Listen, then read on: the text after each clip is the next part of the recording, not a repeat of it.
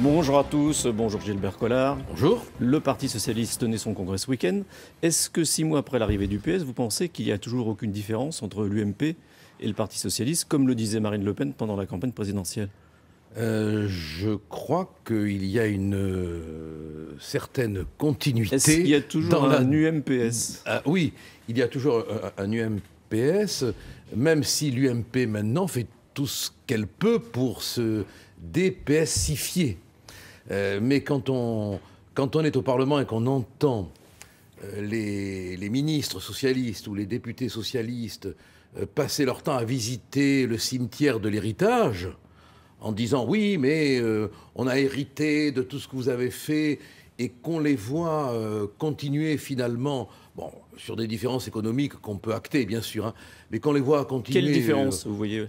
C'est sur la manière dont les impôts ont été aggravés directement par la prise, par le plumage du contribuable. Vous pensez que l'UMP aurait moins fait peser la pression fiscale? Je pense qu'il y aurait eu un effort pour essayer de faire moins peser... Donc il y a une différence. Il y a une différence. Les uns rasent vite, les autres tondent lentement. Mais à l'arrivée, on est quand même, je crois, le mouton un peu tondu, quoi. Et ce qui me préoccupe vraiment, pour être dans un peu de gravité en début de matinée, hein, c'est que le contribuable n'en peut plus, quoi. Voilà. Je veux dire, moi, je rencontre plein de gens, parce que je trouve que c'est une chance extraordinaire, hein, de pouvoir comme ça recevoir des hommes et des femmes.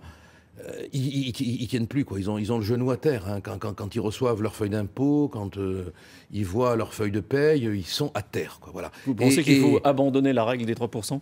On n'y arrivera pas.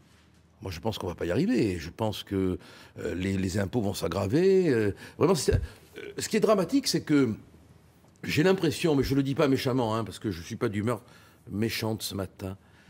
Après le congrès du PS, on peut être que d'humeur hilare, hein. On peut pas être... Qu'est-ce qui vous a fait rire?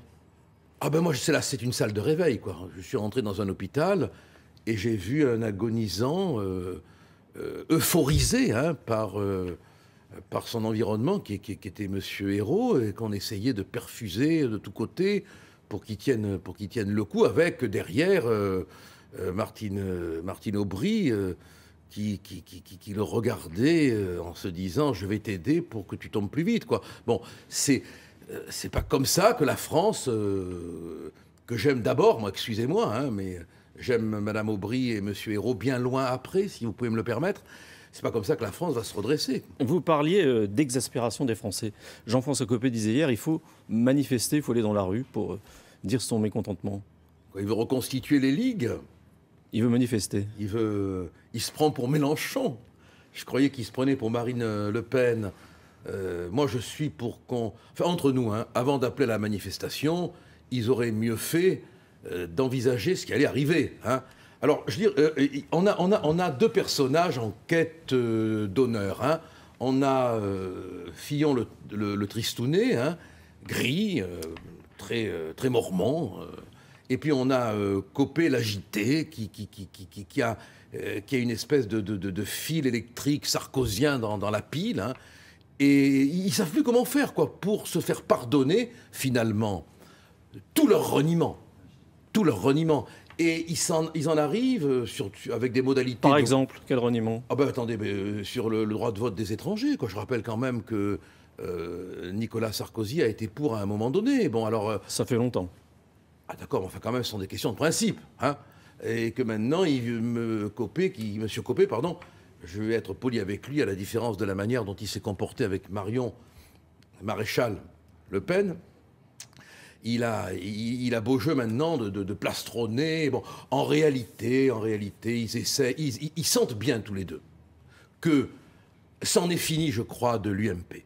Je crois vraiment que la situation, les atermoiements, les gadgets, du pain au chocolat, enfin toutes sortes de choses que nous avions dit en nous faisant insulter, mais insulter par Copé, par Fillon, qui nous traitait de fascistes, comme si le fait qu'ils nous traitent faisait qu'on l'était. Bon, et voilà que maintenant ils se rendent compte que leur électorat a compris, quoi. Et alors ils essayent par tous les moyens de racoler. Bon. Vous pensez qu'il y aura un accord avec l'UMP? entre le Front National et l'UMP.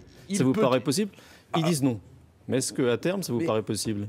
Ils disent non, mais que dit le peuple? C'est ça qui est important. Monsieur Copé peut dire non, tout en pensant oui, du reste. Monsieur Fillon peut dire oui, tout en pensant non. C'est le peuple qui va décider. Et dans l'état où est le pays, il y aura forcément des moments dans certaines villes, à certains endroits, où si l'intérêt de la nation, si l'intérêt de la patrie, et moi j'emploie ce mot avec infiniment d'émotion et de respect, l'impose, bon, on sera amené par la force des choses, si chère à Saint-Just, on sera amené à dialoguer forcément. À propos de ville et de mairie, est-ce que vous serez candidat au municipal en 2014? Écoutez, franchement, ça ne m'enchante pas. Bon.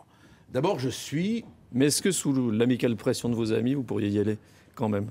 Il faudrait qu'elle soit amicale, vraiment. D'abord, je suis fondamentalement, c'est mon seul côté fondamentaliste, contre le cumul des mandats. Je trouve qu'il ne faut pas cumuler, et les cumulards sont des fricards. Bon. Maintenant, si la loi n'est pas votée, et si on me demande d'y aller, bon, je serai peut-être bien obligé d'y aller, mais je voterai pour que l'interdiction du cumul soit adoptée, et j'espère bien que les socialistes, l'UMP, tout le monde ira dans le même sens, quoi. Que donc j'aurai pas ce problème de conscience. Et si vous y allez, vous irez où? Ah ben j'irai dans le Gard. J'irai chez moi, dans ma deuxième circonscription chérie, auprès de mes amis de Saint-Gilles, des Margues, de Vauvert, et est-ce que là vous ferez appel, Gros-du-Roi. Est-ce que vous ferez appel aux électeurs de l'UMP? Mais est-ce que vous ferez même un accord avec l'UMP local? Je ne suis député que parce que les électeurs de l'UMP ont aussi voté pour moi. Et c'est ça le sens du Rassemblement Bleu Marine que je représente comme secrétaire général. J'ai été élu grâce à l'UMP, je ne l'oublie pas. Donc si demain, pour que nous gagnions une mairie, il faut se rapprocher d'hommes ou de femmes de l'UMP qui nous respectent et que nous respectons, je dis bien qui nous respectent, hein, parce que pas question d'aller s'allier avec ces maires qui sont réunis au Kellar, je crois, pour savoir s'il fallait me fréquenter. Hein, bon, ceux-là, ils pourront toujours attendre. Si vous étiez maire, est-ce que vous célébreriez des mariages homosexuels? Si j'étais maire, comment vous l'écrivez?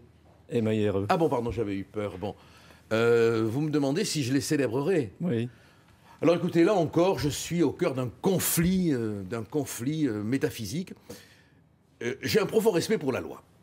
Bon, mais d'un autre côté, franchement, et je le dis avec tout le respect que j'ai pour mes amis homosexuels, hein, ils le savent, bon, j'aurais du mal à ne pas leur chanter la chanson de Brassens, quoi. N'apposons pas nos noms au bas de ce parchemin, quoi. J'aurais du mal, que je sois un peu comme Talleyrand, quand il célébrait la messe le jour de la fête de la Fédération. Je dirais, ne me faites pas rire, quoi. Merci. Thierry, c'est à vous. Merci beaucoup, messieurs. Merci, Roland. À très, très bientôt. Nous allons continuer.